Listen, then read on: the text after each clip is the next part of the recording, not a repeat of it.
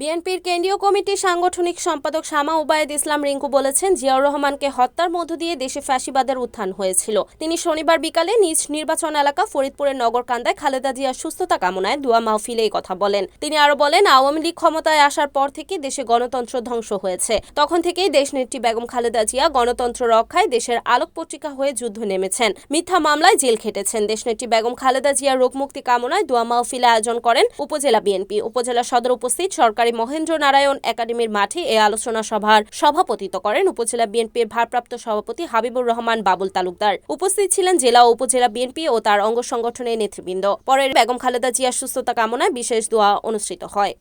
আজকে আপনাদের সকলের প্রতি আপনাদের মেয়ে হিসেবে, সন্তান হিসেবে নগরকান্দাবাসীর প্রতি আমার অনুরোধ থাকবে, আমি ব্যক্তিগতভাবে যখন থেকে রাজনীতিতে এসেছি, আমার আব্বার মৃত্যুর পর থেকে এখন পর্যন্ত প্রত্যেকটা সময় দেশমাতা বেগম খালেদা জিয়া আমাকে স্নেহ দিয়েছেন, আমাকে প্রত্যেক রকম ভাবে সহযোগিতা করেছেন এবং এই জিয়া পরিবার জনাব তারেক রহমান সহ প্রত্যেকে যাতে আমি নগরকান্দা শালতার মানুষের পাশে থাকতে পারি, আপনাদের জন্য কাজ করতে পারি, আপনাদের পাশে আমার বাবার অবর্তমানে আমার বাবার রেখে যাওয়া কাজগুলো শেষ করতে পারি, সেই কারণে কিন্তু দেশমাতা বেগম খালেদা জিয়া সর্বোত্তম ভাবে আমাকে সবসময় সহযোগিতা করেছে।